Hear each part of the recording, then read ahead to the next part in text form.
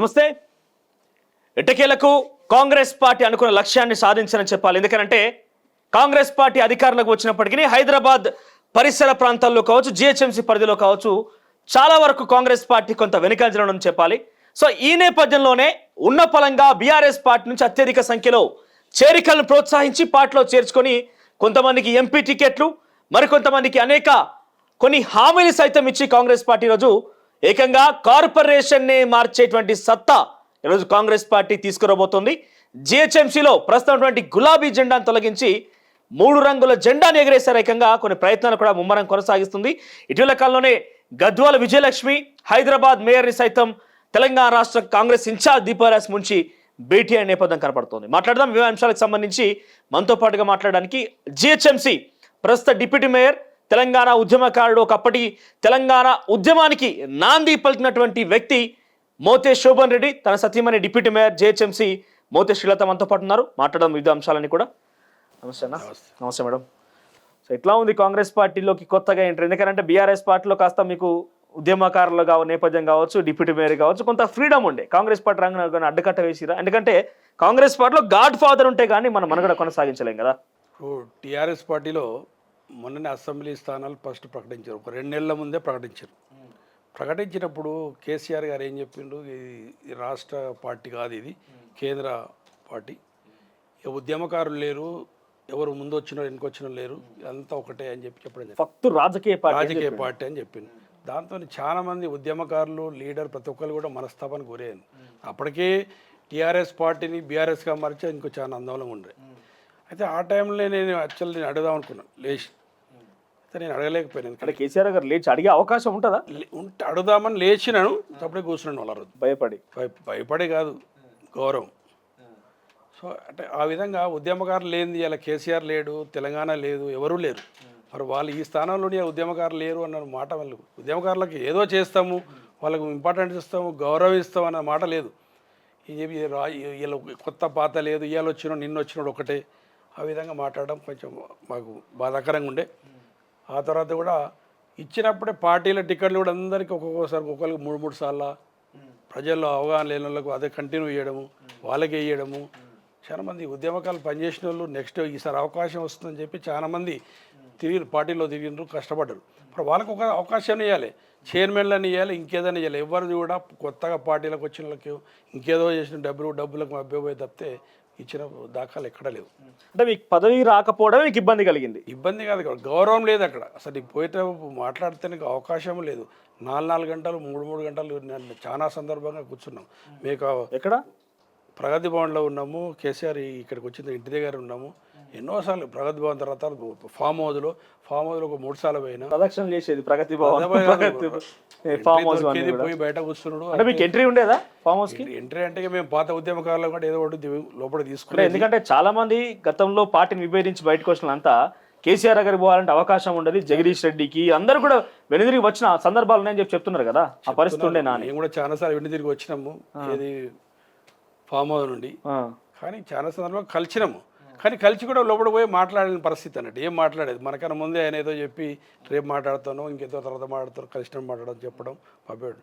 మేము లాస్ట్ ముందు టీఆర్ఎస్ ఓడిపోయిన తర్వాత మొన్న ఒక 3 గంటలు ఈ బంజారాహిల్స్ ఇంటికి పోయినాం. 3-4 అవర్స్ కూర్చోమన్నారు. ఎవరో వస్తూ కలుస్తుండ్రు పోతుండ్రు, ఏదో మీటింగ్ నడుస్తుందంటారు. మీటింగ్ నడుస్తుంటే మాకన్నా ఇంపార్టెంట్ అంతా లేరు. ఇక్కడ నేను కూడా ఒక స్టేట్ జనరల్ సెక్రటరీ, ఒక ట్రేడ్ యూనియన్ స్టేట్ ప్రెసిడెంట్, ఒక పొలిట్ బ్యూరో మెంబర్ చేసినోని. నాకు తెలియకుండా ఇంపార్టెంట్ మీటింగ్ అయితే కాదు కదా, ఓడిపోయింది అంత మీటింగ్ ఏముంటుంది అని అడితే వస్తాడు మాట్లాడతాడు అని చెప్పిండు. లాస్ట్కి వచ్చారు, ఈరోజు కలిసే పరిస్థితి లేదని ఇప్పుడున్న సంతోష్ కుమార్ చెప్పిండు నాకు. ఎంపీ సంతోష్. నేను అప్పటికే సంతోషిని కూడా చాలా సీరియస్గా అయినా, ఏంది అసలు నువ్వు చెప్పినావు అని చెప్తలేదు, అంత ఎప్పుడు కూడా ఇదే చెప్తుంటాను, అంత నీదికెళ్ళే ప్రాబ్లం అవుతుంది సంతోష్ అని చెప్పినారు. ఇట్లాంటి సంతోషులు మన కేటీఆర్ తిరుపతి ఇట్లాంటి చాలామంది మనస్తాపానికి గురయ్యాను. ఇలాంటి వీళ్ళు అసలు చెప్తున్నారా లేదా తెలియదు. కోటరీ కేసీఆర్ దగ్గర కోటరీ ఉంటుంది. ఆ కోటరీ ఎవరిని కూడా ఉద్యమకారులను వాళ్ళని కలవనియరాలు, అసలు కలిసే సందర్భంగా మనం వచ్చింది కూడా చెప్పరు. అట్లా కొన్ని సందర్భంగా వాళ్ళందరికీ అన్యాయం జరిగింది. అంటే మరి సమాచారం ఇవ్వలేదు వాళ్ళు, ఇస్తే ఆయన కలిసినోడే. కానీ అట్లా విధంగా జరిగింది. అట్లా 4 టైమ్స్ మేము తిరిగినాము. ఇక లాభం లేదు, ఎందుకంటే ఈమెకు ఒక పోస్ట్ ఇచ్చిండ్రు డిప్యూటీ మేయర్ పోస్ట్ ఇచ్చారు, డిప్యూటీ మేయర్ ఇచ్చింది. కానీ ఎక్కడ కూడా మనకు ప్రోటోకాల్ లేదు. ఏది మాట్లాడినా కూడా కేటీఆర్కు సార్ ఫోన్ చేయండి, కేసీఆర్తో ఫోన్ చేయండి. ఎవరికి చేపియాలి? ఏదైనా సందర్భంగా కమిషనర్ దగ్గరికి పోయిన ఇంపార్టెంట్ పని. ఓకే, ఏదైనా వర్క్ కొత్త రోడ్ పెట్టేయాలన్నా, కొత్త బిల్డింగ్ పెట్టేయాలన్నా, ఇంకేదైనా పెట్టేయాలన్నా, శాంక్షన్ చేయాలంటే ఎవరు చెప్పాలి? మళ్ళీ దానికి కేటీఆర్ చెప్పాలి, లేకపోతే కేటీఆర్ ఓఎస్డీ చెప్పాలి. వీళ్ళు వాళ్ళ కాంచి ఫోన్ రావాలట. ఆ విధంగా మనం చేసే ప్రత్యేకంగా పవర్స్ లేవు. ఎటువంటి ఫేస్ చేసింది ఒక డిప్యూటీ మేయర్ అంటే? నాకు తెలిసి మీ గెలుపు విషయంలో ఆ రోజు చాలా మంది, ఆ రోజు ఎవరు ఎన్నుకుంటారు అనే విషయంలో కూడా చాలా మంది నేరుగా ఎటువంటి ప్రోద్బలం లేకుండా అందరు చేయొత్తారు, ఎంఐఎం కానీ లేకుంటే మీ పార్టీకి సంబంధించిన వ్యక్తులు కానీ. బేసిక్గా మున్సిపాలిటీలో చూస్తే ఒక మేయర్, డిప్యూటీ మేయర్ అంటే చాలా సూట్లు మారితే తప్ప పరిస్థితి లేదు. సో మీ ఎన్నిక విషయంలో చాలా అందరూ కూడా హర్షణీయం వ్యక్తం చేసి ఒక ఉద్యమకారుడి భార్యగా మీకు అవకాశం దొరికింది. సో మీరు ఎదుర్కొన్న ఇబ్బందులు ఏంటిది? ఇబ్బందులు అంటే ఇక ముఖ్యంగా చెప్పాలంటే మేము జిహెచ్ఎంసీలోకి వెళ్ళినప్పుడు ఫస్ట్ కోవిడ్ ఉండే ఒక 1 ఇయర్ అయితే హాస్పిటల్స్ పబ్లిక్ చుట్టూ అందరినీ కలవడం ఇవే సరిపోయింది. తర్వాత జిహెచ్ఎంసీని అంతా అర్థం చేసుకొని మేము ఎప్పుడైతే ప్రొసీడ్ అయిదాము, పనులు చేసుకుందాము అనే లోపల మాకు మున్సిపల్ శాఖ మంత్రివర్యులు కేటీఆర్ గారు ఉండే అప్పుడు, ఆ గవర్నమెంట్ ఉన్నప్పుడు, బీఆర్ఎస్ ఉన్నప్పుడు మంత్రివర్యులు ఉండే. అప్పుడు మామూలుగా ఉద్యమకారుడి భార్య మేయర్ వస్తుంది అని చెప్పిండ్రు, కానీ రాలేదు. కానీ కేసీఆర్ గారి తలుచుకున్నారు కాబట్టి డిప్యూటీ మేయర్గా ఇప్పించడం కూడా జరిగింది. ఆ డిప్యూటీ మేయర్ ఇచ్చినందుకు కూడా వారికి నేను ధన్యవాదాలు తెలియజేసుకుంటాను. సో ఫర్ ఏ పౌజ్ ఇక్కడ ఏంటంటే మీ పేరు మేయర్గా కూడా ప్రస్తావనకు వచ్చిందని చెప్తుంటారు కదా, ఎందుకు మీకు మేయర్గా ప్రస్తావనకు వచ్చినప్పుడు మిమ్మల్ని కాదని ఆ కుటుంబంలో ఒక రాజ్యసభ సభ్యుడు ఉన్నారు, బిజినెస్ పరంగా కొంత ముందుకు వెళ్తున్నప్పటికీ ఆ కుటుంబానికి సంబంధించిన ఒకటి కుమార్తె గద్వాల్ విజయలక్ష్మికి అవకాశం ఎందుకు ఇచ్చి ఉంటారా మీరు అనుకుంటున్నారు? ఇప్పుడు అదే కదా చెప్తున్నాం మేము. అంతకు ముందు లాస్ట్ టైం ఆమె బొంతు రామ్మోహన్ మేయర్ అయినప్పుడు కూడా ఆమె కార్పొరేటర్ ఉండే, అప్పుడు కూడా అడిగిందాం, అడిగితే ఇవ్వలేదు. ఆ తర్వాత ఆమె గ్రీన్ సిటిజన్, ఆమె మామూలుగా అయితే యుఎస్ సిటిజన్. తను మేయర్ పదవి కోసమే సిటిజన్షిప్ కూడా రద్దు చేసుకుంది. అక్కడి నుంచి సిటిజన్షిప్ రద్దు చేసుకొని నాకు మేయర్ కావాలని కూర్చుంది. అయితే లాస్ట్ మినిట్ లో మేము తెర మీదకి వచ్చిన తర్వాత తెలంగాణ రాష్ట్రంతో హైదరాబాద్ ప్రాంతంతో సంబంధం లేని వ్యక్తి వచ్చి కూర్చుంది. అసలు ఆమె ఒక సిటిజన్, అసలు ఆమెకి ఇక్కడ ఏ పబ్లిక్తో కానీ ప్రజలతో కానీ సంబంధాలు లేవు. వాళ్ళ నాన్న వాళ్ళ బ్రదర్తోని వాళ్ళకి ఎక్కువ అటాచ్. పెద్ద ఆయన ప్రోద్బలంతో వాళ్ళకి మేయర్ ఇవ్వడం జరిగింది. మొత్తం చెప్పడానికి వచ్చినాక పేరు పెద్ద ఆయన డైరెక్ట్ పేరు చెప్పేస్తే అయిపోతుంది. అదే కేశవరావు గారి ప్రోత్సాహంతోనే మేయర్ రావడం జరిగింది. మేయర్ వచ్చిన తర్వాత ఇంకా మాకు ముందే చెప్పిండ్రు, తర్వాత మళ్ళీ పిలిచి ప్రస్తుతానికి ఇట్లా జరిగింది, అడ్జస్ట్ చేసుకోండి. శోభన్ అన్న అంటే సీనియర్ నాయకుడు ప్లస్ ఉద్యమకారుడు ప్లస్ అని మేము ఆలోచించినాం. ఇంకా అనుకోకుండా ఇలా చేయాల్సి వచ్చిందని చెప్పి మాకు ముందే సమాచారం చెప్పి మీకు డిప్యూటీ మేయర్ ఇప్పిస్తున్నామని చెప్పి చెప్పడం జరిగింది. ముందస్తుగా మీకు అంగీకారం ఉండేనా దానికి? మరి మీ యాక్సెప్టెన్స్ ఉండేనా ఎవరికి ఆ యొక్క డిప్యూటీ మేయర్ పదవికి? సీల్ కవర్ అని చెప్పారు. అంటే సీల్ కవర్ లో చెప్పిండ్రు, అంటే ఇంకా ఇంటర్నల్ అంటే అట్లా అని చెప్పలేను, సీల్ కవర్ లోనే చెప్పిండ్రు. కాకపోతే మేము ప్రమాణ స్వీకారం ముందు రోజు భవన్కి వెళ్తాం కదా, అందరం కలిసి వెళ్ళినప్పుడు అప్పుడు చెప్పిండ్రు మామూలుగా. నేను అంటే నన్నే నిలబెట్టి ఎగ్జాంపుల్గా తీసుకున్నారు మా మున్సిపల్ మంత్రి కేటీఆర్ గారు. అప్పుడు ఏంటంటే ఈయన శోభన్ అన్న 20 ఏళ్ళు ఉద్యమం చేసిండు, 20 ఏళ్ళ తర్వాత కూడా ఈరోజు కార్పొరేటర్ టికెట్ ఇస్తే అన్న గెలిపించి తీసుకొచ్చిండు వదినని. కాబట్టి వదినకి మనం ఏదో ఒకటి చేయాలి, అన్నకి ఏదో ఒకటి చేయాలనే ఉద్దేశంతో ఇచ్చిండ్రు. అది దానికి నేను ఒప్పుకుంటా, యాక్సెప్టెడ్. వాళ్ళ గురించి నేను ఎప్పుడు తప్పుగా మాట్లాడాను, అది నేను ఒప్పుకుంటా. కాకపోతే మాకు అధికారాలు ఎట్లుండేటంటే 1 ఇయర్ అయితే కోవిడ్లో వెళ్ళిపోయింది. ఒక 1 ఇయర్లో అంటే ఇక 2 మహిళలు అంటే మీకు ఒకటి తెలుసు, 3 మహిళలు కలిస్తే పడదు అన్న విషయం. 2 మహిళలు ఒక దగ్గర ఉంటుంది. మొదటి నుంచి విభేదాలన్నా మీకు? కొంచెం అంటే ప్రోటోకాల్ విషయంలో, ఫోటోల విషయంలో, అన్నిట్లో కొన్ని విభేదాలు చాలా వరకు వచ్చినాయి. సరే, మీరు అవునన్నా కాదన్న ఒక విషయం ఏంటంటే, ఒక జర్నలిస్ట్గా జిహెచ్ఎంసీ ఎన్నికల్లో మేయర్ అయిన తర్వాత డిప్యూటీ మేయర్ ఎక్కడ కనబడకుండా పోయింది, ఫోటోలో కానీ మీడియాలో కానీ ఎక్కడ కూడా. అంటే ఎందుకు ఈ డిఫేమేషన్ అనేది, లేకపోతే ఈ డిస్క్రిమినేషన్ మొదటి నుంచి పార్టీలో కానీ మీకు కనబడ్డదా? మీరు ఏమన్నా ఫ్లక్చుయేట్ అయి ఉండదా? అంటే మీ యొక్క లేదా ఫోటోస్ బాగానే కనిపించినాయి, అట్లేం లేదు. అప్పర్ హ్యాండ్ ఉండేది, ఆ అప్పర్ హ్యాండ్ని 1 ఇయర్ మాత్రమే మేము భరించగలిగినాం. తర్వాత ఇప్పుడు అప్పర్ హ్యాండ్ ఎక్కడ కూడా లేదు. 1 ఇయర్ తర్వాత నేను ఒక్కసారి తను మేము జిహెచ్ఎంసీలో బతుకమ్మ సెలబ్రేషన్స్ చేసుకుంటాం మామూలుగా. ఆ రోజు ఆమె ఫోటో పెద్దగా పెట్టుకొని నా ఫోటో చిన్నగా పెట్టింది. నేను ఆ రోజే పెద్ద ఇష్యూ చేసి అది కేటీఆర్ దాకా తీసుకెళ్ళి దాన్ని ఎట్లన్నా చేసి మళ్ళీ ఇద్దరు ఫోటో ఈక్వల్గా వచ్చేటట్టు చూసుకొని, అలాంటి విభేదాలు ఉన్నప్పటికీ ఆమెను మళ్ళీ నేను సెటరైట్ చేసుకొని ఇద్దరం కలిసే పని చేసినాం. కాకపోతే మేం పని చేయాలంటే మా సపోర్ట్ మాకు మా ఎమ్మెల్యేలే మా మంత్రులే ఎవరు కూడా సపోర్ట్ చేయలేదు. అప్పుడున్న బీఆర్ఎస్ జిల్లా మంత్రులు ఎవరైనా జిల్లా మంత్రులు కానీ హైదరాబాద్ మంత్రులు, హైదరాబాద్ జిల్లా మంత్రులు ఎవ్వరు కూడా మాకు సపోర్ట్ చేయలేదు. ఏ జిహెచ్ఎంసీ ఫండ్స్ ఉన్నా ఏ వర్క్ ఉన్నా కూడా మామూలుగా మేయర్ నేను వెళ్ళాలి కంపల్సరీ. అక్కడ ఎమ్మెల్యేల బాధ ఏంటంటే ఇంకా వీళ్ళు ఎందుకులే వీళ్ళు వస్తుంటారు పోతుంటారులే అన్న విధంగా వాళ్ళు బిహేవ్ చేయడం, మమ్మల్ని పిలవకపోవడం, అట్లా కొన్ని ఒక 6-7 మంత్స్ మేము ఇనాగ్రేషన్ కూడా మీకు అవకాశం లేదు, అవకాశాలు ఇయ్యలేదు. ఇక అది కేటీఆర్ గారికి చాలాసార్లు చెప్పిన తర్వాత ఆయన కూడా ఎమ్మెల్యేలకు చెప్పిండు. అయినా కూడా ఎట్లా అంటే మా దగ్గర ఎమ్మెల్యేలు 2 సార్లు గెలిచి ఉన్నారు కదా, వీళ్ళకేంది వాళ్ళు ఇచ్చేది అన్న విలువ ప్రకారం వాళ్ళు అలా చేయడం జరిగింది. అదే ఈరోజు కొంచెం దెబ్బ పడిందేమో అని మా ఆలోచన. రైట్, మనం మాట్లాడడం ఇంకా చాలా రాజకీయంగా. సో ముందుగా మీ ఉద్యమ నేపథ్యం గురించి. శోభన్ రెడ్డి అని అంటే వ్యక్తి అందరికీ పేరుగా ప్రస్థానం అందరికి తెలిసిందే, ఒక నాయకుడిగా హైదరాబాద్ ప్రిమిస్ వరకు తెలుసు. సో అటువంటి వ్యక్తి, అటువంటి కరడుగట్టిన ఉద్యమకారుడు 2001లో పార్టీ జెండాని మొట్టమొదటిసారిగా ఒక కార్యక్రమం తీసిన శోభన్ రెడ్డి రోజు కాంగ్రెస్ పార్టీలో చేయడానికి గల కారణం ఏంటి? ఫస్ట్ చెప్తున్నాను కదా, నేను 2001 కేసీఆర్ ఎప్పుడైతే పార్టీ ఏప్రిల్ 27 పెట్టిండో మే 3వ తారీఖున నేను పెద్ద ఎత్తున ర్యాలీగా చేరినాడు. ఫస్ట్ ప్రోగ్రామ్ అదే, ఒక ర్యాలీ, ఒక చేరడము. అసలు జెండాలు కూడా లేవు అప్పుడు. నేను ఒక జెండా నేనే తయారు చేసుకొని కొన్ని వందలాది వెహికల్స్, అప్పట్లో 100 కార్లతోని. అసలు ఎవరు కేసీఆర్, ఎక్కడ తెలంగాణ అన్న పరిస్థితి ఉండే అప్పుడు. ఎవరికి అసలు ఆశ్చర్యం ఉండే, కేసీఆర్ ఎవరో తెలియదు. ఇంతమంత హైదరాబాద్ శోభన్ రెడ్డి తెలుసు, కేసీఆర్ గారు తెలియదు అప్పుడు. అంటే ఆయన అక్కడ తెలుసు, సెంట్రల్ మినిస్టర్ గారు, ఎమ్మెల్యే అని తెలుసు. ఇవి పార్టీ పెట్టిండు, తెలంగాణ వచ్చింది, తెలంగాణ నుంచి ఒక టీఆర్ఎస్ పార్టీ పెట్టినది ఎవరు తెలియదు. ఆ టైంలో మే 3వ తారీఖున పెద్ద ఎత్తున ర్యాలీ తీసుకొని పోయింది. ఎక్కడికప్పుడు జలదృశ్యం అన్న ఆఫీస్ ఉండే మన ట్యాంక్ బండ్ కింద. అప్పుడు కేసీఆర్ గారు చాలా ఆశ్చర్యం కూడా అయ్యింది. అంటే ఆయన అంతకుముందు ఓ రోజు నేను కలిసి వచ్చిన పోయి ఎప్పుడంటే నాకు మీ ఇద్దరు పరిచయం ఎక్కడ మొదలైంది? నేను డైరెక్ట్ పరిచయం చేసుకున్నాను, ఇక్కడ జలదృశ్యంలో పరిచయం చేసుకున్నాను. అక్కడ అప్పుడు పరిచయం నేను ఏబీపీ లీడర్ సార్, నేను సో అని చెప్పి చెప్పడం జరిగింది. మీరు తెలుసు నాకు, మీరు ఇప్పుడే చేయనివ్వండి అని చెప్పి ఆయన సభ్యత్వం ముందర పెట్టిండు. అంటే సభ్యత్వం లేకుండానే మీ ప్రోగ్రామ్ కు ఆల్రెడీ ఇనాగ్రేషన్ స్టార్ట్ చేసి సభ్యత్వం ఇప్పుడే తీసుకోని చెప్పి పెట్టిండు ఆయన జలదృశ్యంలో. అప్పటికి మీరు ర్యాలీతో వచ్చేసి అప్పటికి రాలేదు. అంత ముందు రోజు కలిసిన నేను 2 రోజుల ముందు కలిసిన తర్వాత ఆయన ఏమన్నాడు, ఇప్పుడే కాలేదు, లేదు నాతో ఒక 1000 మంది వస్తున్నాడు. 1000 మంది అని చాలా ఆశ్చర్యంగా అన్నాడు. 1000 కాదు ఇంకా ఎక్కువ కూడా వచ్చే పరిస్థితి ఉందని చెప్పిన. అప్పటికి నేను, మన ఫ్రెండ్స్, తర్వాత మన పార్టీకి ఎవరందరూ కూడా పెద్ద ఎత్తున రావడం జరిగింది. మే 3వ తారీఖు అంటే మామూలు మాట కదా. ఆ రోజులో రోడ్డు మీదకి వచ్చిండు, ట్యాంక్ బండ్ మీద మెయిన్ రోడ్డుకి వచ్చి మమ్మల్ని రిసీవ్ చేసుకొని, కొండ లక్ష్మణ్ బాబు ఇల్లు అది, ఆ ఇంట్లో పైన ఆఫీస్ ఉండే, దాంట్లో పైన తీసుకుపోయి చాలాసేపు మాట్లాడి, అప్పటికి మనమే మీ ముఖ్య అనుచరులో మనమే. ఆ తర్వాత ఎన్నో వచ్చిన రకరకాలుగా ర్యాలీలు వచ్చినాయి, చేరుతూనే ఉన్నారు. పార్టీలో ఉద్యమం బ్రహ్మాండంగా అవుతుంది. ప్రతి జిల్లాలో ప్రతి దాంట్లో నేను ముందుండి పనిచేసిన, ఆయన కుడిభుజంగా పనిచేసిన.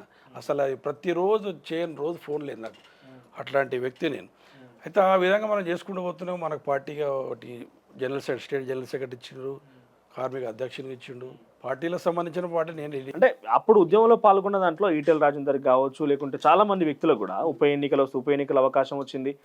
కాంగ్రెస్ పార్టీతో పొత్తులో ఉన్న అవకాశం, 4లో వాళ్ళకి టికెట్ అవకాశం వచ్చింది. అట్లా శోభన్ రెడ్డికి ఎందుకు హైదరాబాద్ లో యునానిమస్ గా మీరు ఒక్కరే కదా ఉన్నది? ఇప్పుడు అందరూ కొత్తగా వచ్చిన వాళ్ళే, నాకు కూడా టికెట్ అందరూ కొత్తగా వచ్చిన వాళ్ళే కదా మీలాంటితో పాటుగా.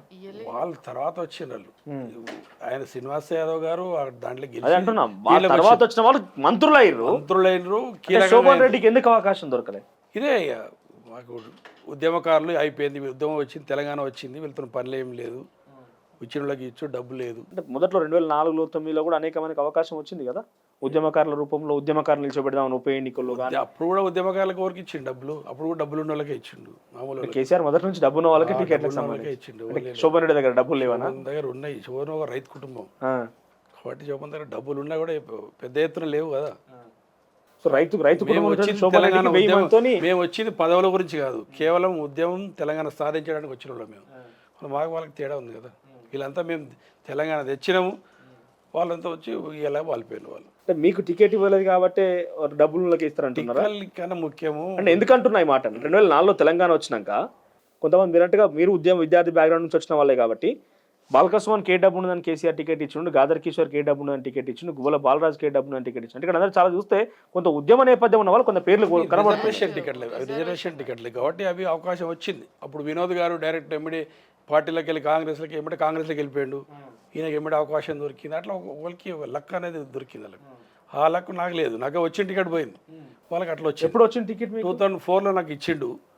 మీరు పోటీ చేసిరు అయితే? పోటీ చేయలేదు, టికెట్ ఇచ్చిండు. అప్పుడు కాంగ్రెస్ మాకు అలయన్స్లో మాకు ఒకటి ముషిరాబాద్ ఒకటి, హైదరాబాద్ సికింద్రాబాద్ ఒకటి మనకు అలాట్ అయినాయి.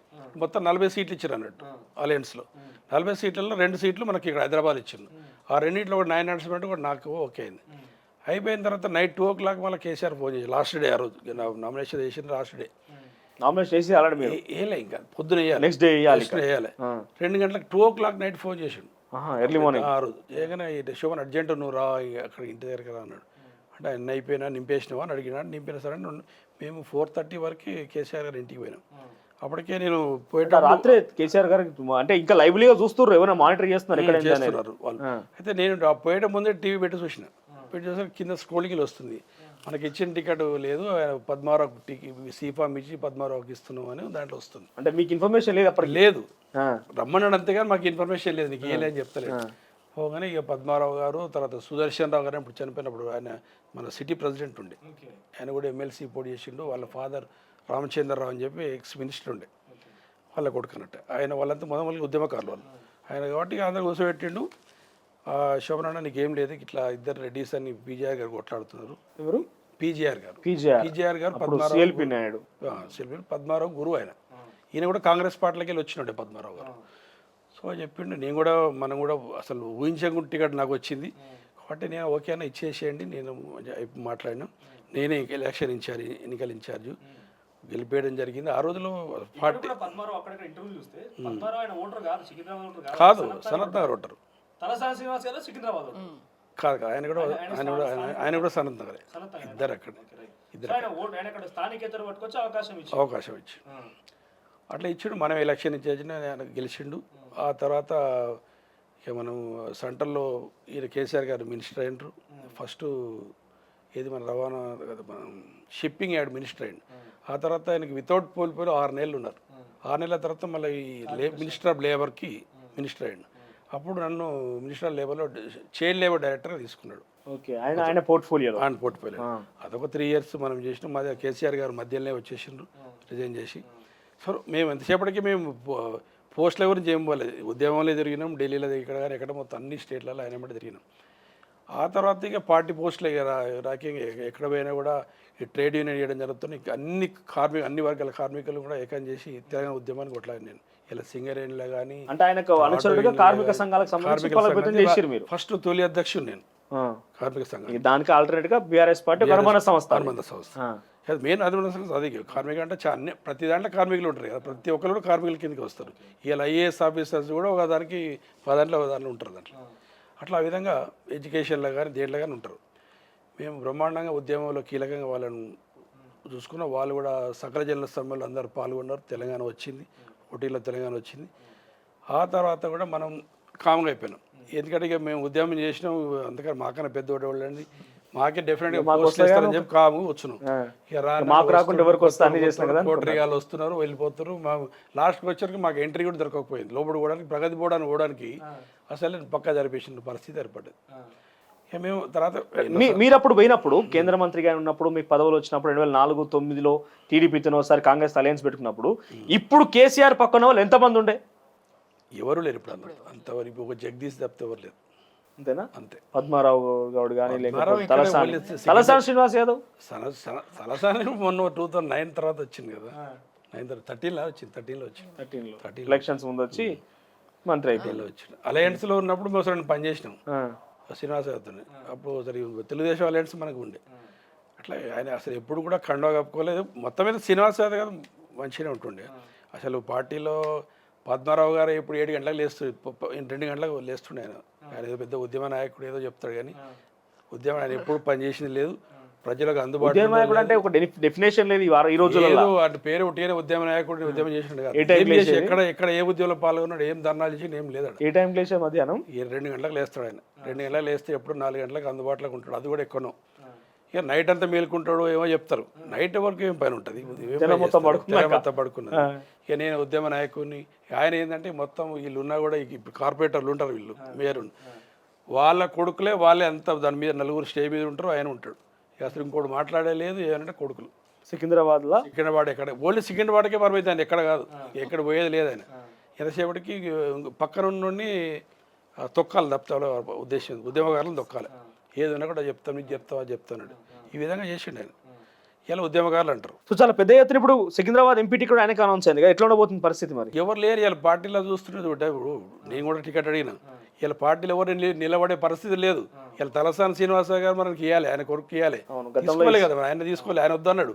ఇక ఎట్లాంటి అంటే ఎవరికి కావాలంటే ఇక ఎట్టి పరిస్థితుల్లో అంటే ఇక్కడ చూడండి, టీఆర్ఎస్ పార్టీకి మొదట జెండా పెట్టి జలదృశ్యం అనే ఒక ఈవెంట్కి పోయింది మీరు. ఆ రోజు ఎంత ఒకప్పుడు చెప్పాలంటే టీఆర్ఎస్ సభ్యత్వం తీసుకున్నామంటే అది ఒక అడవిలో పోయినట్టుగా భయపడంతో గురి చేసేది అధికార పార్టీ. అప్పుడు ఏనే కానీ కొంత ఇబ్బంది పడేది. ఉద్యమకారులు అంటే అరెస్ట్ చేస్తారో ఇంకేదో జరిగేది. ఆ స్థాయి నుంచి 10 సంవత్సరాల ప్రభుత్వంలో అసలు టీఆర్ఎస్ తప్ప వేరే పార్టీ లేనట్టుగా జరిగిపోయింది. బీజేపీ లేదు, కాంగ్రెస్ లేదు, టీజేఎస్ కనబడలేరు, మొత్తం బీఆర్ఎస్ఏ. ఆ పరిస్థితి ఒక అసెంబ్లీ ఎన్నికలు మొత్తం తారుమారు చేసేసి కనీసం బీఆర్ఎస్ నుంచి పోటీ చేయరన్నా భయపడే పరిస్థితి ఎందుకు వచ్చిందంటారు? అదే చెప్తున్నా కదా, ఇప్పుడు గెలిచిన వాళ్ళకి ఇంపార్టెన్స్ లేదు, ఉద్యమకారులకి ఇంపార్టెన్స్ లేదు, ఇచ్చినోడికి ఇచ్చుడు వ్యతిరేకత వచ్చింది కదా. కాబట్టి జనాల్లో కూడా ఒక మార్పు తెచ్చుకోరు. మళ్ళీ కాంగ్రెస్ పార్టీ వస్తేనే ఇది న్యాయం జరుగుతుందని చెప్పి. ఎందుకంటే ఒక కుటుంబ పాలన అయింది, ఇక అది మనతో వేస్ట్ అన్నట్టుగా అందరు కూడా భావించారు. పోయిన టైం అయిపోవడం. ఒక ముఖ్యమంత్రిని కలవాలంటే ఒక 3-10 ఏళ్ళు 5 ఏళ్ళకి ఒకసారి కలవడం చాలా మంది ఉన్నారు. ఒక ఎమ్మెల్యే నేను 3 సంవత్సరాలలో 1-2 సార్లు మాట్లాడిండొచ్చు. నేను కాంగ్రెస్ పార్టీలో చేరిన తర్వాత ముఖ్యమంత్రి గారిని రేవంత్ రెడ్డి గారిని ఇప్పటికి 6-7 సార్లు కలిసి మాట్లాడి, అంటే విత్-ఇన్ 15 డేస్లో. అంటే చూడండి, మనకు గతంలో ఇదే అంశానికి సంబంధించి ప్రజలకు అందుబాటులో ఉండడం, నాయకులకు అందుబాటులో అంటే కేటీఆర్ ఏమంటే ఒక ముఖ్యమంత్రి అన్ని రకాలుగా సదుపాయాలు కూర్చున్నప్పుడు ఇంకేందుకు కలవడానికి కేటీఆర్ కలిసి మీరు నాన్న మనిషే, నాన్నతోనే మాట్లాడాలి, నాతో అనేది ఇట్లా నిజంగా ఉండేదా సందర్భం ఇదే సందర్భం అన్నాడు. అంటే కేటీఆర్ మనిషి ఒకరు, కేసీఆర్ మనిషి కొన్నిసార్లు హరీష్ మనిషి అని చెప్పి పక్కన పెట్టిండు. నేను పార్టీలో కేసీఆర్ లేక అంతా ఒక పార్టీ కాదు, పార్టీగా అంతే కుటుంబం అంతే. ఎవడు వాళ్ళు ఈయనతో తిరిగితే ఆయన కోపం, ఆయనతో ఈయన కోపం తిరిగేది కాదు. మొదలకెళ్ళి ఉద్యమంలో హరీష్ రావు ఉండే కాబట్టి మేము అనుబంధం కలిసి ఉంటుండే. ఈయన 2006లో వచ్చిండు. నేను యాక్చువల్ సిటీ సీనియర్ అయితే ఆయనకంటే ఇన్ఫాక్ట్ సీనియర్ పార్టీ హైదరాబాద్ గాను టోటల్ కేసీఆర్ తర్వాత నేనే చెప్పాలంటే. అంటే ఒక నాయన నరసింహారెడ్డి కొంతమంది ఉన్నారు, వాళ్ళ తర్వాత నేను వన్ ఆఫ్ ది. అంటే పార్టీ కేసీఆర్ చెప్తుండే మీటింగ్లలో గుప్పడి మనుషులలో శోభన్ రెడ్డి ఒకటి. అంటే అది మనకు గొప్పగా ఉండేది, విధంగా చెప్తుండేది. చెప్పేవరకు నేను కలిసి ఉండి మాత్రం మాట్లాడుతుండే, కానీ ఇచ్చేటప్పుడు మాత్రం చేస్తుండే. సో చాలా తీవ్రమైన కృషి ఉంది బీఆర్ఎస్, చాలా కృషి. సో ఇప్పుడు చూస్తే కనుక ఒకటే చెప్పేది ఏంటంటే, మా ఉద్యమకారులకు విలువ లేదు, ఉద్యమంలో ఇంత కష్టపడ్డ వాళ్ళకి విలువ లేదు, కనీసం మర్యాద లేదు. మీరు అందరికి పోస్టులు ఇవ్వలేరు, అందరికి ఎమ్మెల్యేలు ఇయ్యరు, చైర్మన్లు ఇవ్వలేరు. కనీసం వచ్చినప్పుడు గౌరవంగా మాట్లాడి కొంచెం గౌరవ విలువ ఇవ్వాలి కదా, ఆ విలువ లేదు వాళ్ళకు. అది కావాలని చెప్పి నువ్వు ఇప్పటికి కూడా అది కొట్లాడుతున్నాను. నాకేదో పదవి గురించి కావాలని, ఎమ్మెల్యే కావాలని, ఎంపీ కావాలి, ఎప్పుడు కొట్లాలి. అది వస్తుంది, పదవి వచ్చేది వస్తుంది, కానీ గౌరవం అనేది ముఖ్యం, ఇంపార్టెంట్. సో కేసీఆర్ విషయం ఎట్లుందనంటే చాలా మంది గతంలో కూడా మనం పరిశీలిస్తే 4 పదవులు ఉంటే 600 మందికి అవకాశం ఇస్తామని చెప్పి హామీ ఇచ్చేదట.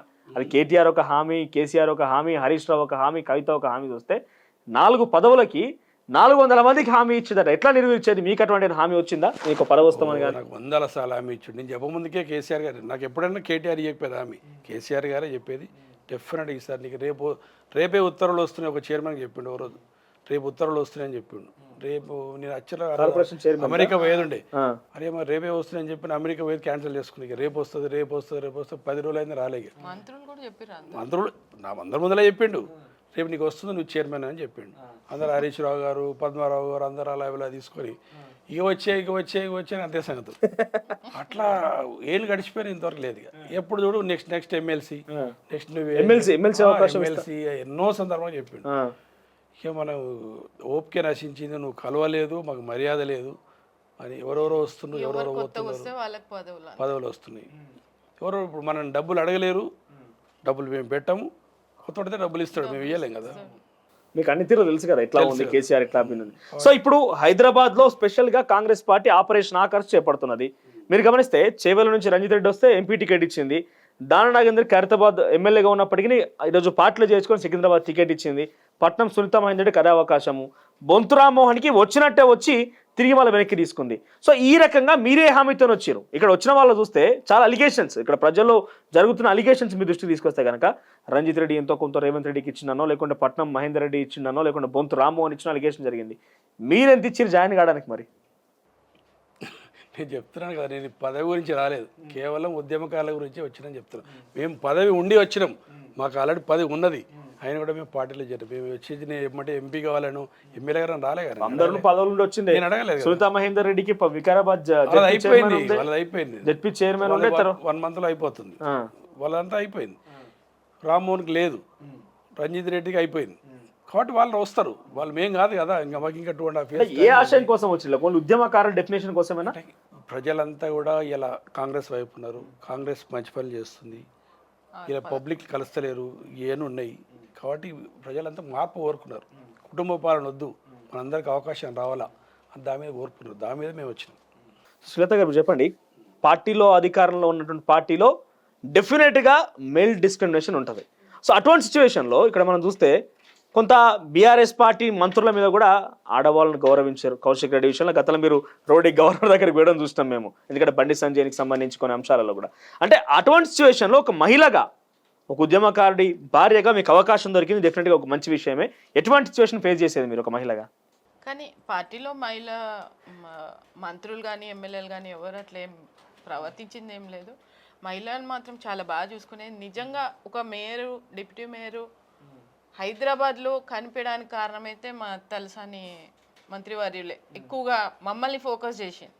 మున్సిపల్ శాఖ మంత్రి కన్నా ఎక్కువగా మమ్మల్ని ఫోకస్ చేసింది అయితే నిజం చెప్పాలంటే ప్రతి మీటింగ్కి, ప్రతి ఓపెనింగ్కి, ప్రతి ఒక్క దానికి కూడా ఇన్విటేషన్ ఇచ్చి మీటింగ్స్కి అన్నిటికీ కూడా ఆయన పిలిచి ఇద్దరిని ఒక హోదాగా కూర్చోబెట్టి ప్రతి ఒక్క ఎమ్మెల్యేకి కానీ అందరికీ కూడా వీళ్ళిద్దరు మహిళలు మనం సపోర్ట్ ఉండాలని చెప్పి బాగా చూసుకున్నారు. ఆ విషయంలో నేను ఎప్పుడూ ఎక్కడ సఫర్ కాలే. కాకపోతే ఇవే చెప్తున్నా కదా, ఇప్పుడు గవర్నర్ నుంచి ఆహ్వానం వస్తుంది, వీళ్ళేమో పోవద్దు అంటారు, వాళ్ళేమో రమ్మంటారు.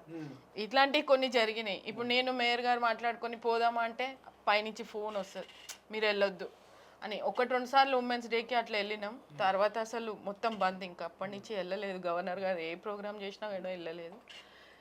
కొన్ని అంటే ప్రోటోకాల్స్ విషయంలో మొత్తం వాళ్ళదే నడిచింది ఎక్కువ వరకు అయితే, అప్పుడు వాళ్ళ గవర్నమెంట్ ఉన్నప్పుడు. సో మీరు ఫేస్ చేసిరా యాజ్ డిప్యూటీ మేయర్గా? మీ దగ్గరికి ఒక కార్పొరేటరో లేకపోతే ఇంకెవరైనా వచ్చి ఈ పథకాన్ని లేకపోతే ఈ యొక్క రోడ్డు కోసమో, ఒక నాలా క్లీనింగ్ కోసం మీ దగ్గరకు వస్తారు.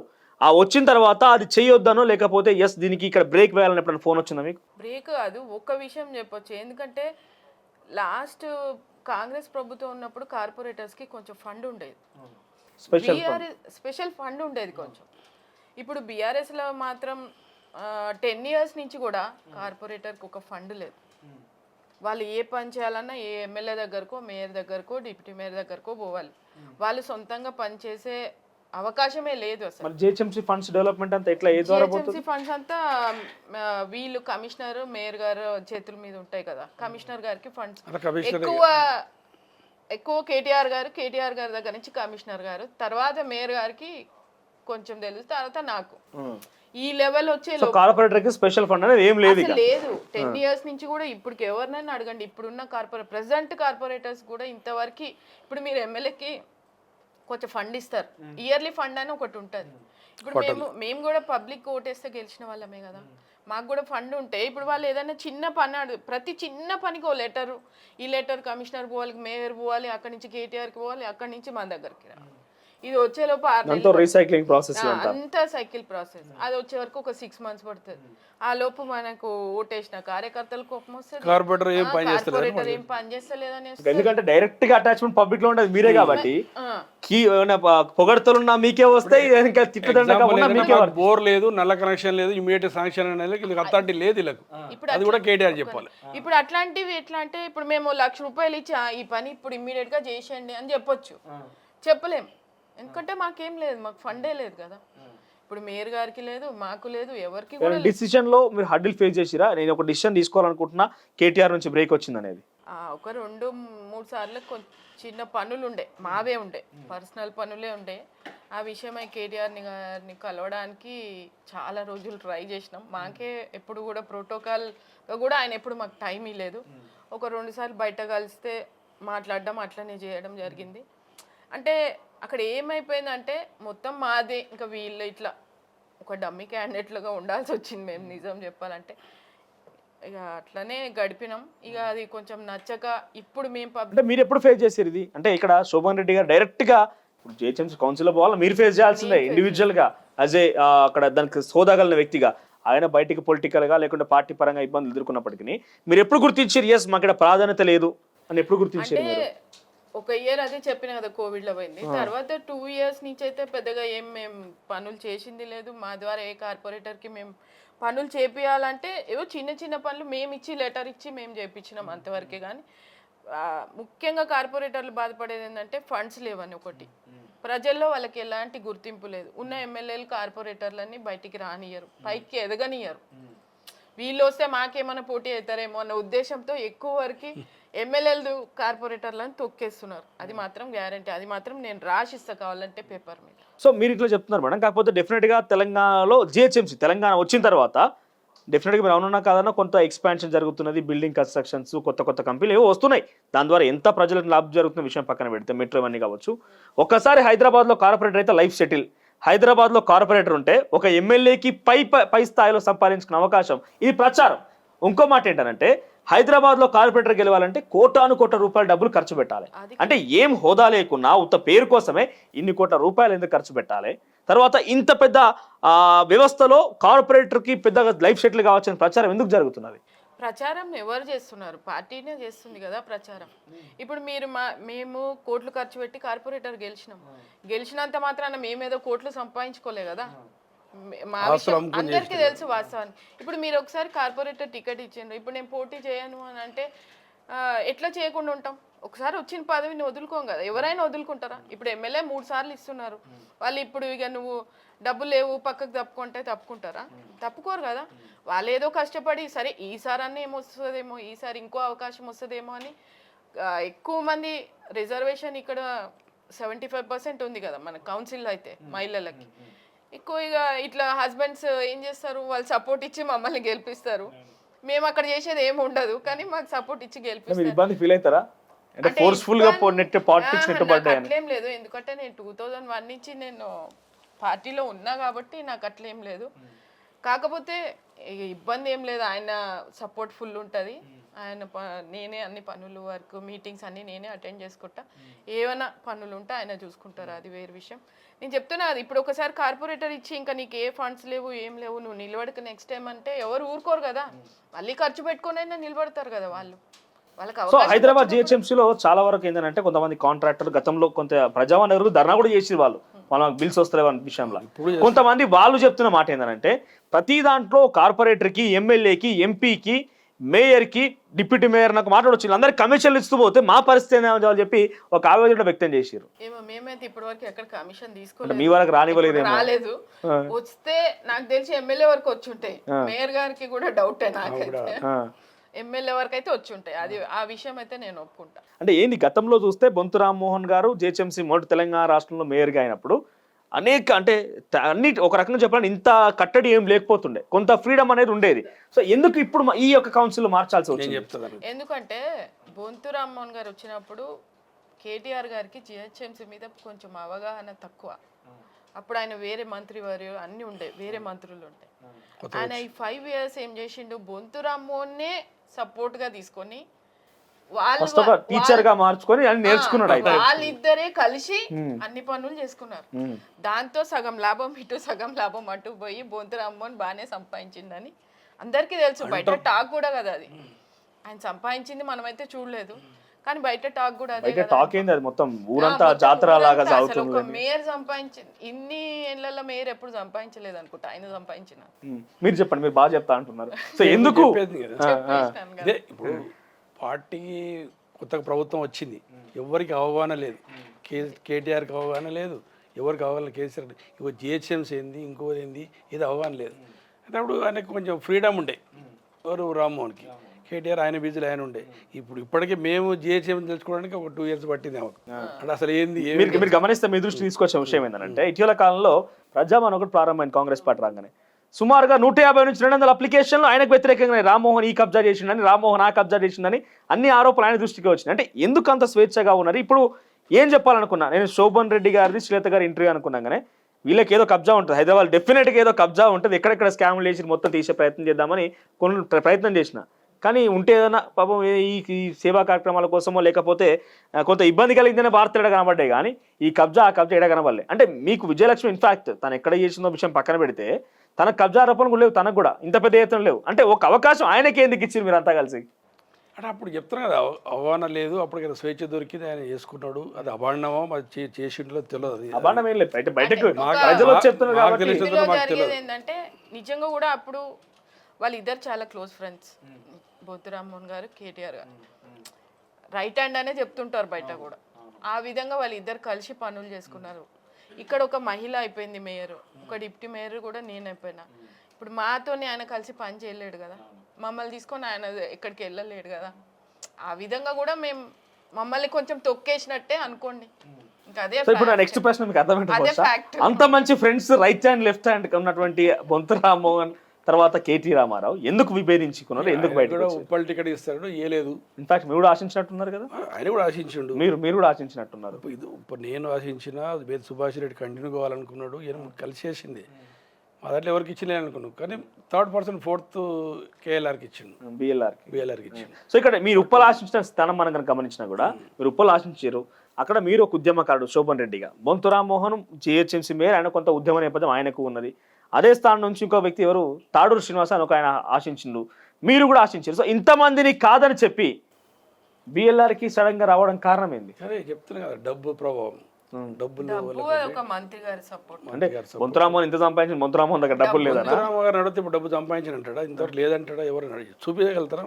ఎక్కడైతే లేదు కదా, పలానా బొంతురామోహన్ సంపాదించిండని బయట టాక్ మాత్రమే, కానీ ఆయన సంపాదించిన కనిపించదు. కేసీఆర్కి ఇల్లే లేదన్నారు, కేసీఆర్కి ఇల్లు లేకుండా తెలంగాణలో టాక్ మాత్రమే, లేకపోవచ్చు చెప్పలేము. అంటే ఎందుకు అనూహ్యంగా మీలాంటి వాళ్ళు ఇంతమంది ఉన్నప్పటికీ రావడానికి అవకాశం ఇట్లా? నాకు వేరే వాళ్ళ గురించి తెలియదు, కానీ నేను మాత్రం ఒక మత్సలేని మనిషిగా తెలంగాణ ఉద్యమంలో పనిచేసిన, అది మాత్రం పక్కా. సో ఇప్పుడు కాంగ్రెస్ పార్టీ ఏ లక్ష్యం కోసం వచ్చినట్టు ఏం చెప్తారు? టికెటా, మీరు ఫైనాన్స్ ఇచ్చి వచ్చిరా, మీకు ఫైనాన్స్ దొరికిందా? నాకు టికెట్ కాదు, కేవలం గౌరవం లేదు, అక్కడ స్థానం లేదు కాబట్టి. అంటే ముఖ్యమంత్రి ఎప్పటికి గెలవాలి, గౌరవం అంటే మనకి చెప్పిన పని చేయాలి, మనకు అది ఉండాలి, మాకు ఫ్రీడమ్ ఉండాలి కదా.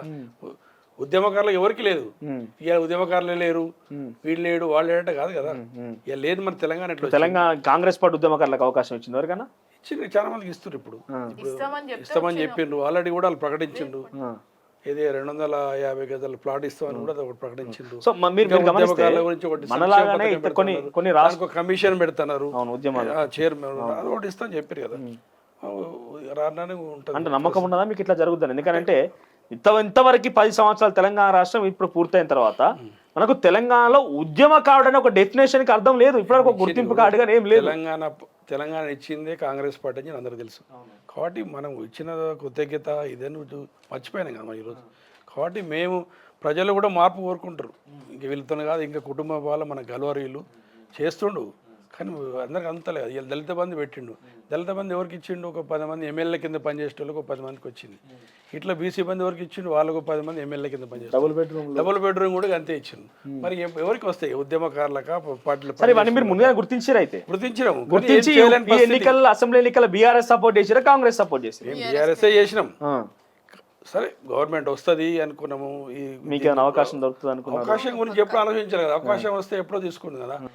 ఎప్పుడు అవకాశం ఇస్తానని చెప్తున్నా, నాకు ఎప్పుడు నేను అడగ ముందుకే చెప్తుంటారు, నీకు పక్కా ఈసారి ఇస్తున్నావు, నీకు ఇది ఇస్తున్నావు అని చెప్పిండు.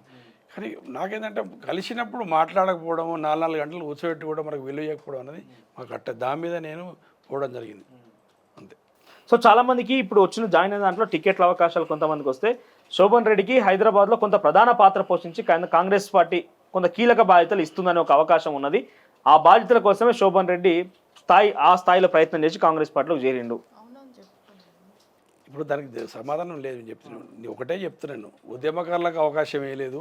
ఇప్పుడు నాకు చెప్తారు సార్, ఉద్యమకారులు అంటే ఎవరి స్థాయిలో వాళ్ళు ఉద్యమం చేస్తూనే వచ్చిర్రు, ఇప్పుడు చెప్పిర్రు. కానీ ఒక గౌరవం దక్కాలి ఎవరికైనా. మీ గౌరవం దక్కాలంటే ఏం చేయాలి? ఉద్యమకాడని గుర్తింపు కావాలి. కాంగ్రెస్ పార్టీ ఉద్యమకాడని గుర్తింపు కావాలి మీకు. అంతేనా? గౌరవం అంటే పదవులు వద్దా? ఎంపీ టికెట్ అడగలేదు, ఎమ్మెల్యే టికెట్ అడగలేదు.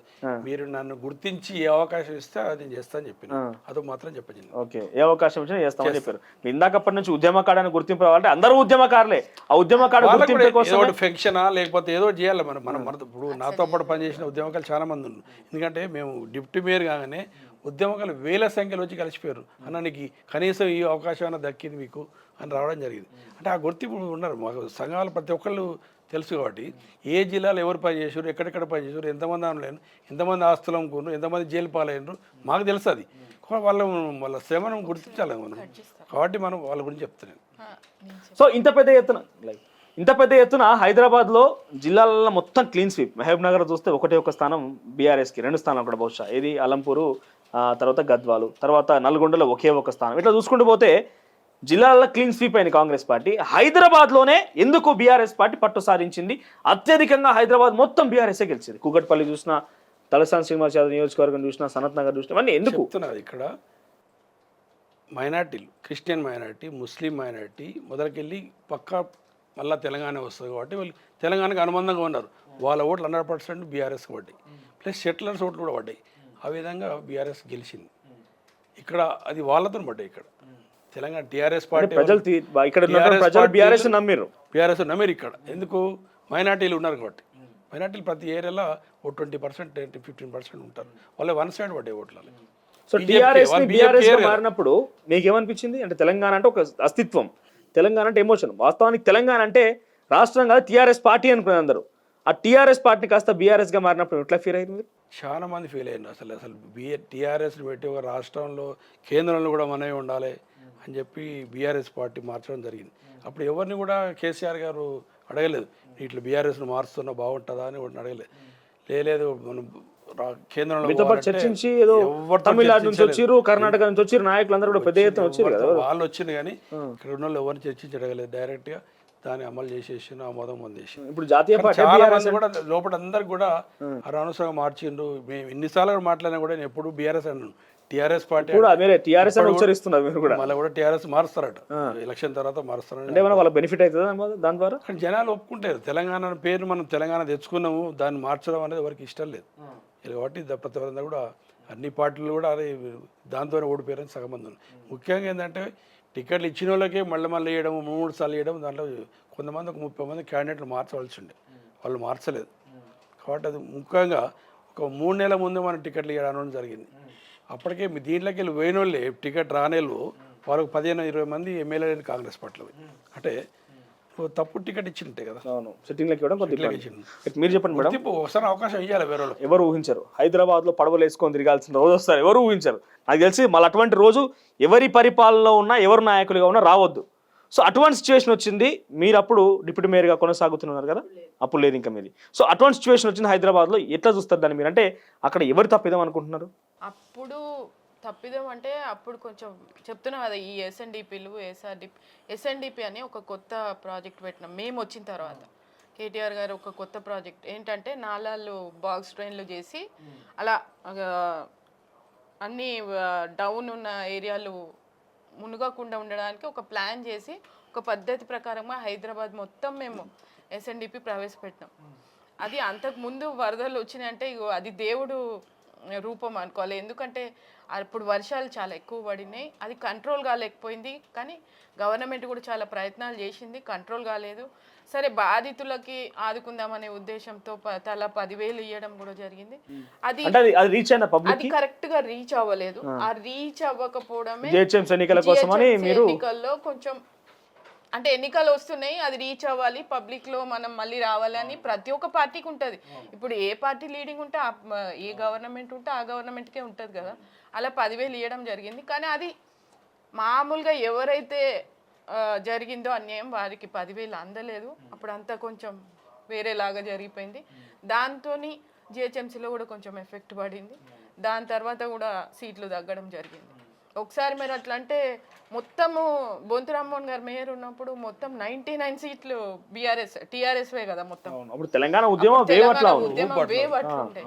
అట్లా మొత్తం టీఆర్ఎస్. సో మీ హయాంలో కూడా కొన్ని వర్షాలు ఆ స్థాయిలో పడకపోయినప్పుడు వర్షాల ప్రభావంతో నాలల్లో చిన్న చిన్న పిల్లలు కొట్టుకుపోవడాలు లాంటివి కావచ్చు, లేకపోతే మరి భయానక స్థితి, కొంత వర్షం వచ్చిందంటే హైదరాబాద్ మొత్తం వణికిపోయే పరిస్థితికి వచ్చింది.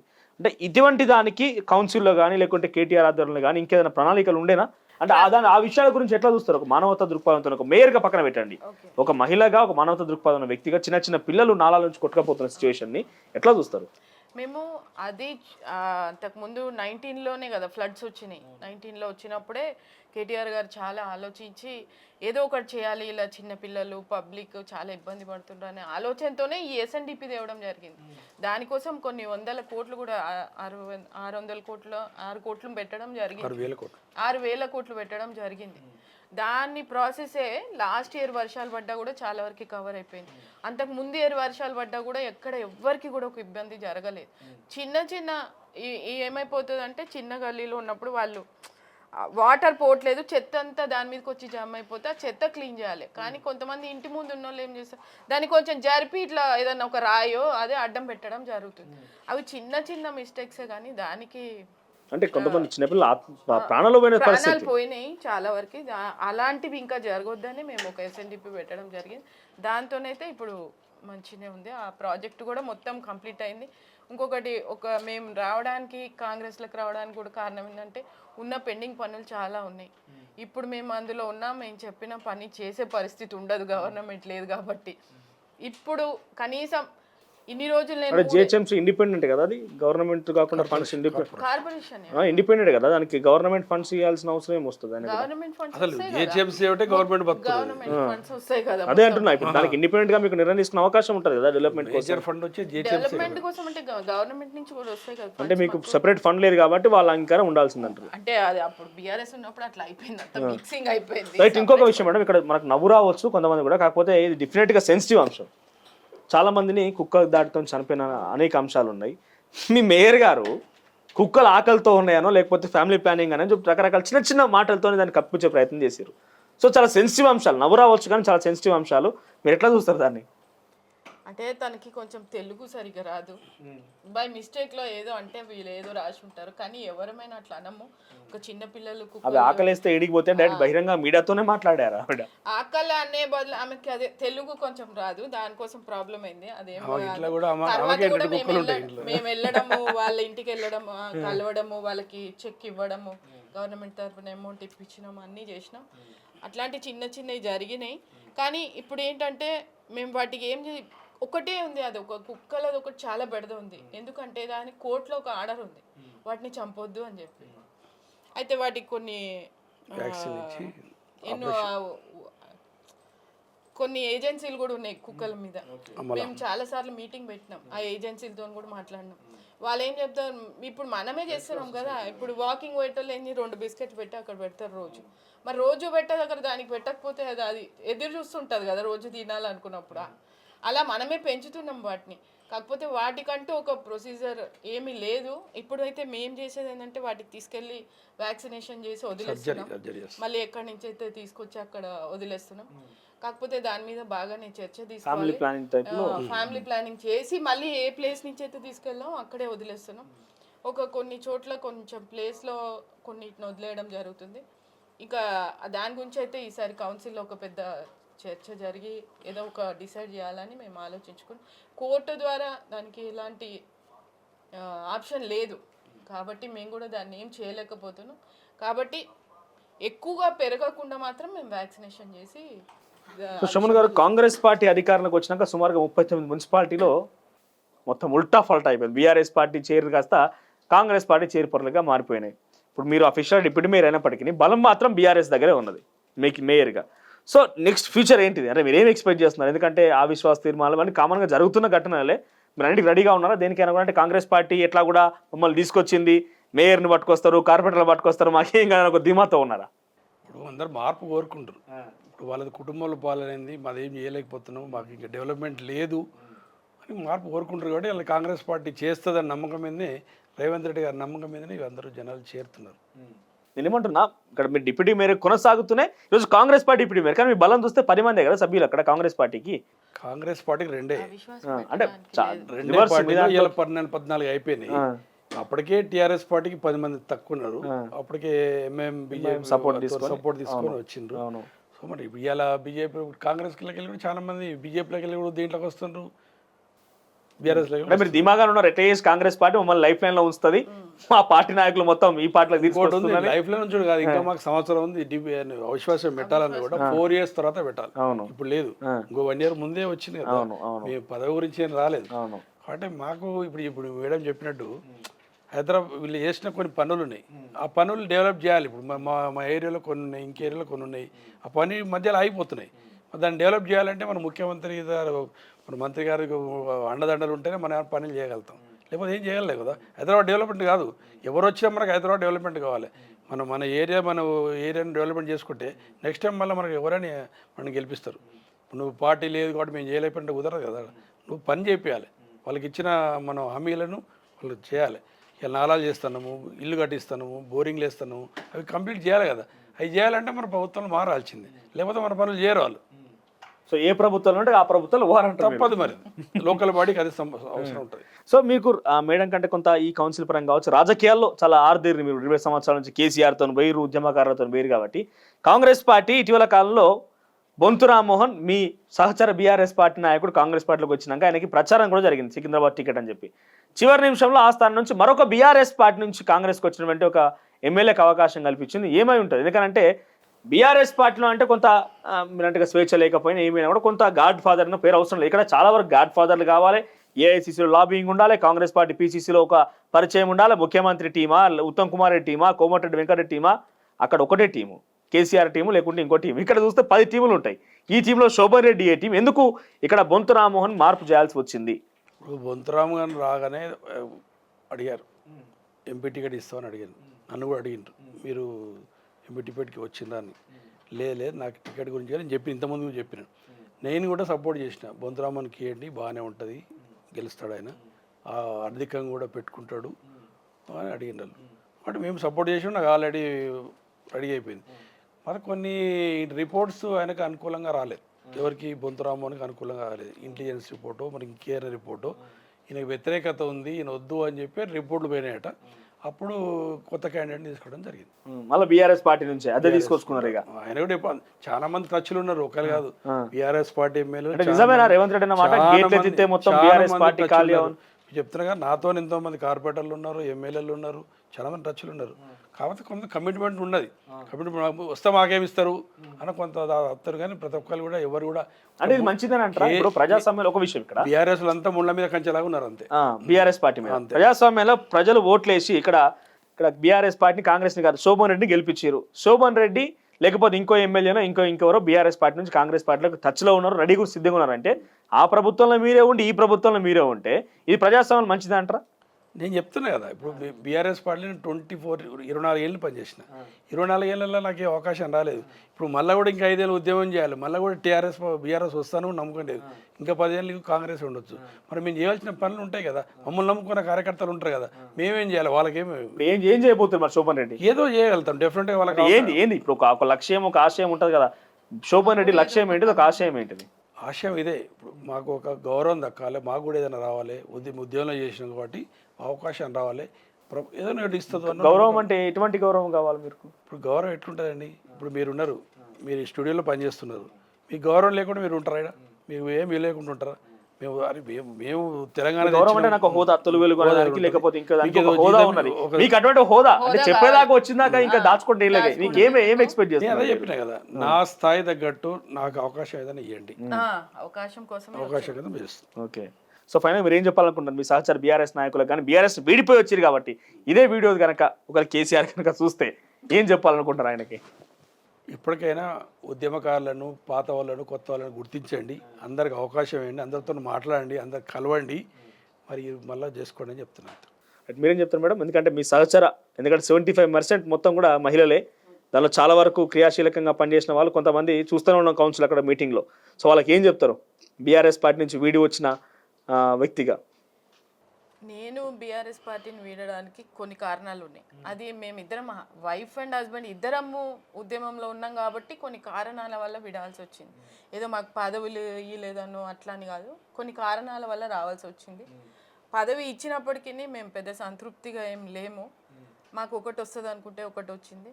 సరే ఇప్పుడు ముఖ్యంగా నేను ఇన్ని రోజులు దాచిపెట్టిన విషయం ఇంకా దాచిపెట్టదలుచుకోలేదు కాబట్టి నిజంగా మేము కాంగ్రెస్లోకి రావడానికి మా వారికి ఏదో ఒక హామీ ఇస్తేనే మేము వచ్చినాం. ఇది మాత్రం పక్క గ్యారంటీ.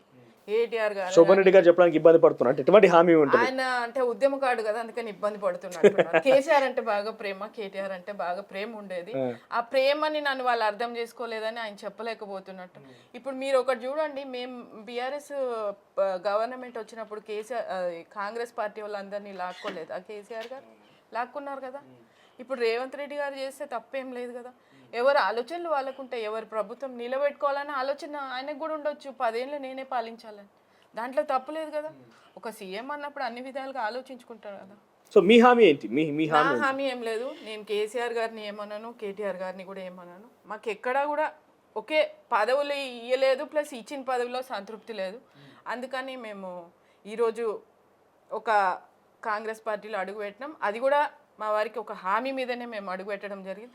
ముఖ్యంగా నేనైతే వారి కోసమే కాంగ్రెస్ పార్టీలో చేరడం జరిగింది. అంటే మీకు ఇష్టం లేదు? ఇష్టం అని కాదు, అంటే ఆయనకి ఎట్లా అంటే ఇన్నేళ్ళు కష్టపడ్డా నేను ఏం కాలేదు కదా అని ఒక చిన్న ఫీలింగ్ ఆయనకి. ఆ ఫీలింగ్ని ఎట్లన్నా సరే పోకూడదామన్న ఉద్దేశంతో నేను కూడా కాంగ్రెస్లోకి రావడం జరిగింది.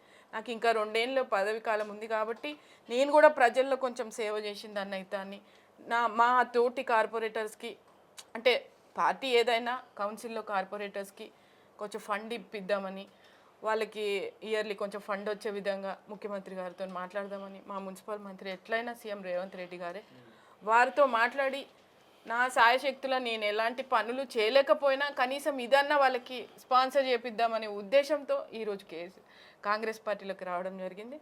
నాకు బీఆర్ఎస్ మీద ఎలాంటి కోపం దేశం లేదు, ఎందుకంటే మేము పార్టీలో వచ్చిందే బీఆర్ఎస్లోకి ఫస్ట్. ఇంకా మాకు దాని మీద కోపంతో రాలేదు, ఇంకేం రాలేదు. మేము ఒక కమిట్మెంట్ మీద ఒక సీఎం గారిని కలిసి కమిట్మెంట్ మీదనే వచ్చినాం. ఇది మాత్రం పక్కా. అయితే ఇంకోవైపు మేడం, మీకు మేయర్గా ఉన్నటువంటి గద్దాల విజయలక్ష్మి గారిని కూడా ఇటీవల కాలంలో దీపారాస్ నుంచి కలవడం జరిగింది. రేపో మాపు వాళ్ళ చేరిక ఉండబోతుందట. ఇప్పుడు ఆమె చేరినంత మాత్రాన నాకు జరిగే నష్టం ఏం లేదు. ఆమె చేరకపోయినా ప్రోటోకాల్తో ఇబ్బందులు ఉండే గతంలో అని చెప్పన్నారు కదా. గతంలో ఉండే, తర్వాత అడ్జస్ట్ అయిపోయినాం. ఆమె నేను ఇద్దరం ఇప్పుడు బాగానే పనిచేస్తున్నాం. మాట్లాడిరా కాంగ్రెస్ లో జాయిన్ అయిన తర్వాత? చాలా కలిసే ఉంటాం. కాంగ్రెస్ లో జాయిన్ అయిన తర్వాత కూడా మాట్లాడినా. మేము మొన్న కౌన్సిల్ లో కలిసే ఉంటాం. అంటే వచ్చే అవకాశం ఉన్నది, మీరేం చెప్తారు? వచ్చే అవకాశము ఆమెకి రావాలని చాలానే ఉంది. నాకు తెలిసి కేశవరావు గారి కొంచెం వెనక ముందు అవుతున్నారని మాకు బయట నుంచి ఇన్ఫర్మేషన్, ఆ విధంగానే అనుకున్నా. కానీ రేపు జాయిన్ అవుతున్నా అని మాకు కూడా ఇన్ఫర్మేషన్ ఉంది. ఇంకా ఇప్పటివరకు అయితే ఏం డీటెయిల్గా రాలేదు. వస్తే ఫస్ట్ మీకే తెలుస్తుంది, ఛానల్ వాళ్ళకి. మీరే చాలా ఫాస్ట్ ఉంటారు కదా, ముందే వెళ్ళి అన్ని డీటెయిల్స్ తెలుసుకుంటుంటారు. ఆమె రావడానికి ఆమెకి ఇష్టం ఉంది, చెప్పలేం. ఇంకా వాళ్ళకి పైనుంచి ఎలాంటి ఉన్నాయో మాకు తెలియదు. అంటే వాళ్ళ నుంచి ఇంకేమైనా హామీ ఏమున్నాయో మాకు తెలియదు. ఎవరైనా ఇప్పుడు ఒక పార్టీలోకి వస్తుండ్రు, ఒక పదవితోనే వస్తుండ్రు కాబట్టి మాకేం హామీలు ఉండవు. నేనంటే మా ఆయన కోసం అంటే హామీ తీసుకొని వచ్చిన. ఇప్పుడు ఆమెకి అయితే ఆమె సొంతంగానే ఉంది కదా, వాళ్ళ నాన్నకి ఆల్రెడీ పదవి ఉంది కాబట్టి తను ఆలోచించుకొని వస్తుంది. రావాలని తనకుంది, మరి చూద్దాం, వేచి చూద్దాం. ఇంకొకటే థ్యాంక్ యూ. ఓవరాల్ గా ఆపరేషన్ కాంగ్రెస్ పేరిట హైదరాబాద్ లో ముఖ్యంగా చాలా కీలకమైన వ్యక్తులు జిహెచ్ఎంసీ పరిధినటువంటి ఇప్పటికే రంజిత్ రెడ్డిని కావచ్చు, దాన నాగేందర్ని కావచ్చు, బొంతు రామ్మోహన్ని కావచ్చు, పట్నం సునీతా మహేందర్ రెడ్డిని కావచ్చు, అందరూ కూడా పార్టీలోకి చేర్చుకున్నారు. అదే కోవలోకి ఇక్కడ మనతో పాటుగా ఇంతవరకు మాట్లాడినటువంటి మోతే శ్రీలత శోభరెడ్డి కూడా చేరిపోయారు. ముఖ్యంగా వాళ్ళు ఆశిస్తున్న విషయం ఏంటంటే ఒక కమిట్మెంట్ తోనే వచ్చామా, కమిట్మెంట్ నెరవేరుతాను ఒక ఆశయంతోనే ఉన్నారు. చూద్దాం మరి ఈ మేర కొనసాగితే కాంగ్రెస్ పార్టీ జిహెచ్ఎంసీలో కూడా ఏ అయితే ఇక్కడ కోల్పోయామని చెప్తుందో ఆ పట్టుని సాధించే ప్రయత్నం జరుగుతుంది. చూద్దాం మరి ఏం జరగబోతుంది అనేది. ఇది మోతే శోభన్ రెడ్డి గారితో స్పెషల్ ఇంటర్వ్యూ. చూస్తున్నాను తొలి వెలుగు. Thank you.